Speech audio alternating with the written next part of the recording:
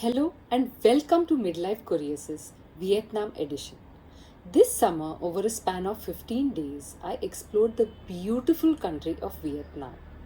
We started our journey in Ho Chi Minh in the south and traveled north to Sapa.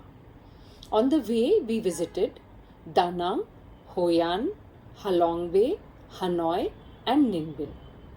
These vlogs are like a daily video diary to show you how I planned my trip, and I hope they can help you plan yours. So let's get started right away.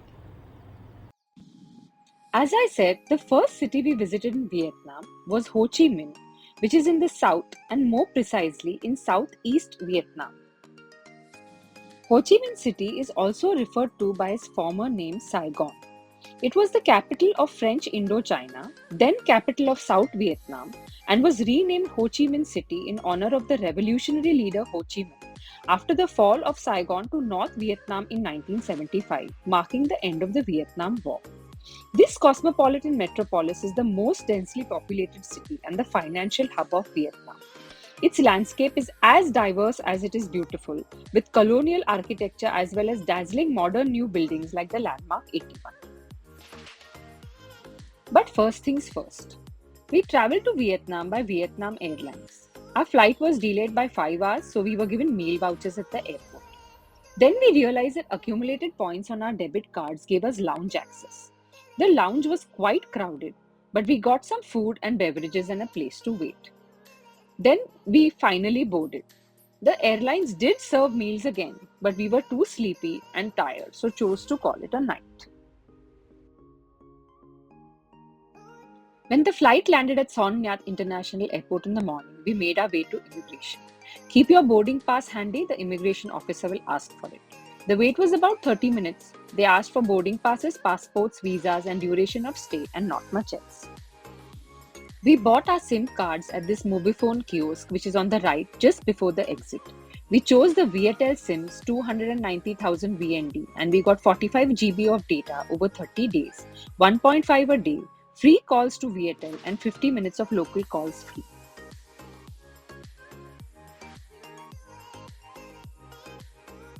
We were to be picked up by a driver and a guide. Our Vietnamese guide delighted us by speaking Hindi, which he had picked up from Indian clients and friends. I in turn surprised him with the few Vietnamese phrases I had learnt. Hồ Chí Minh. Xin chào. Xin chào. हम अच्छे हैं. Vậy. Chúng tôi là một đại gia đình. Gia đình. Gia đình. Nói được tiếng Việt. Little tiếng Việt. Little tiếng Việt. How come? I study. Oh, you study Yes. Vietnamese. Yes, little. The driver then got the van around. It was a very spacious and comfortable vehicle.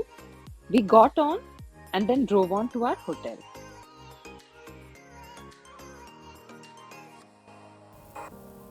I booked a hotel in District 1 of Ho Chi Minh City as it is very close to, almost walking distance away from most of the tourist attractions and also markets like Ben Thanh and Saigon Square.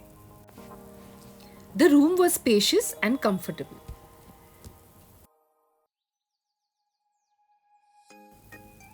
In addition to the basic toiletries, a lot of extras were also provided. Tea, coffee, and a bottle of water per person per day were complimentary, as was the ruby beer. We were told sternly when we checked in that the wine and teddy bear were not complimentary. We had paid for early check-in and included breakfast as our flight was to land very early. But as it was delayed, we were given packed breakfast trays which included croissants, bread, butter, cheese, jam, an egg, a banana, and a bottle of orange juice. Our guide, Mr. Jun, gave us an hour to freshen up, and then we got back in our van and drove to the War Remnants Museum. This museum is famous for its powerful and thought-provoking exhibits that depict the harsh realities of the Vietnam War. There is a map at the entrance. Mr. Jun said that he would wait in the waiting area while we looked at the exhibits, as him talking to us could disturb other people.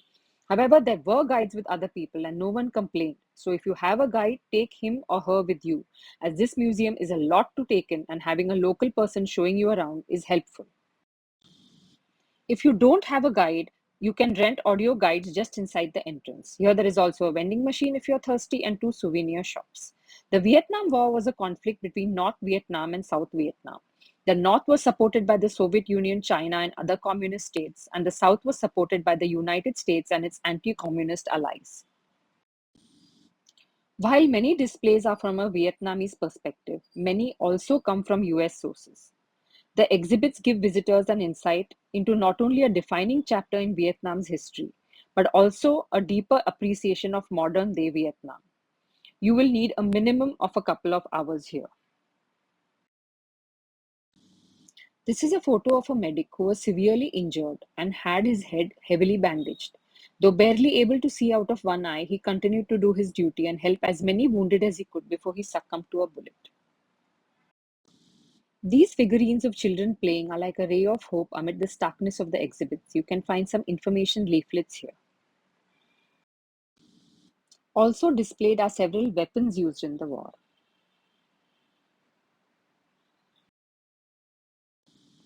Here is a display of battle gear and more weapons. Many war crimes took place during the Vietnam War, including massacres of civilians, bombings of civilian targets, terrorism, torture, and murder of prisoners of war. Additional common crimes included theft, arson, and the destruction of property not warranted by military necessity. This depicts the My Lai massacre, a mass killing of as many as 500 unarmed villagers by US soldiers in the hamlet of My Lai on March 16, 1968 during the Vietnam War. In this war, nearly all United States Allied forces were armed with American weapons.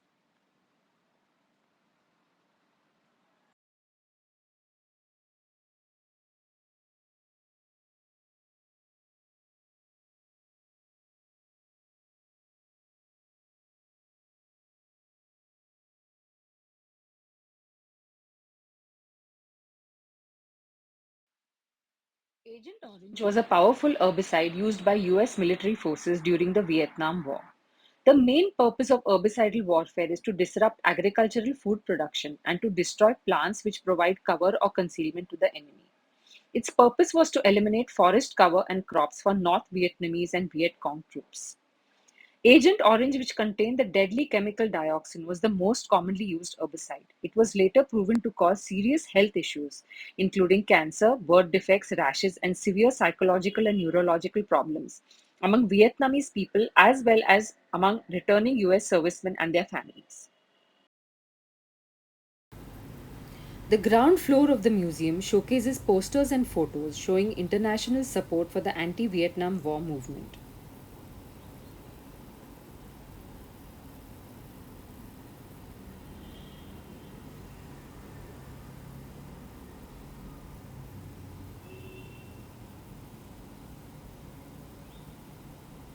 Here is a poster of protests in Calcutta, now Kolkata, in India during the Vietnam War. The souvenir shops were a little expensive, but they did have some exclusive souvenirs I didn't see anywhere else, so they're worth looking around. It was pouring outside by the time we were done, though it had been hot and sunny when we arrived. Mr. Jun suggested it was no point going ahead with our city tour, so we decided to go to the Ben Than market, which was just a few minutes away, and look around till the rain subsided. Ben Than Market is located in the center of Ho Chi Minh City in District 1. It is one of the earliest surviving structures and an important symbol of the city. It is a famous, bustling marketplace frequented by tourists and locals alike for clothing, accessories, souvenirs, snacks, dry fruits, local street food, and fresh produce. It is most famous, however, for selling first copies, which is a euphemism for imitations, of big, expensive brands of everything from clothes and shoes to handbags and watches. What I was looking for was something uniquely Vietnamese which I couldn't get back home in India.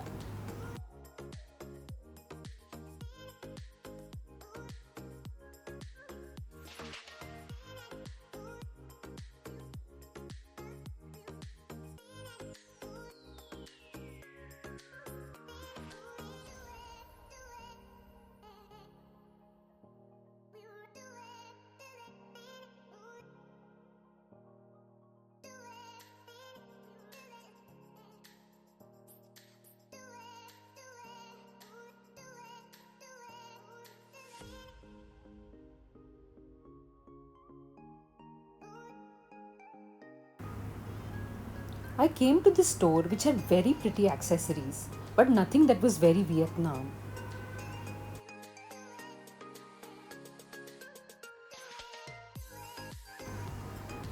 So I told her that I would look around and come back. She said, "Come back, I make less for you." But I smiled and repeated that I would come back.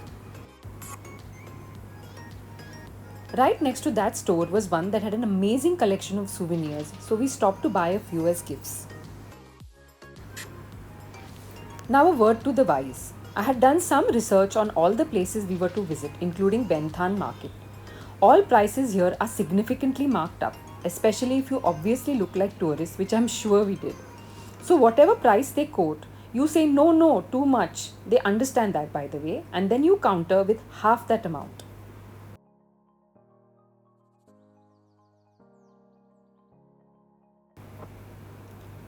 Then a calculator will be whipped out on which a price will be typed. That is supposed to be the absolute final one, but of course it isn't. You can counter as much as you like, either verbally or on the calculator. The final price will be somewhere between half and the price first quoted. If you still find it expensive, you can walk on saying, "I come back." If they really want to make a sale, they will call you back. If they don't, you can see if you get a better deal at another shop. I have seen YouTube videos where people said that shopkeepers harangued them to buy things and got aggressive if they didn't buy anything, but nothing like that happened with us. A few shopkeepers called out to us as we passed, but didn't bother us if we smiled and walked on. So after a lot of clacking of calculator keys and a lot of whining and complaining on both sides, me saying no, too much, and he saying no, too little, we finalized our purchases and made our payments. Then just as I was leaving, I saw a beautiful shot glass with a Vietnamese lady with the conical hat painted on it. Very, very Vietnamese. I bought it to keep the Haenyo shot glass I had bought in Jeju company.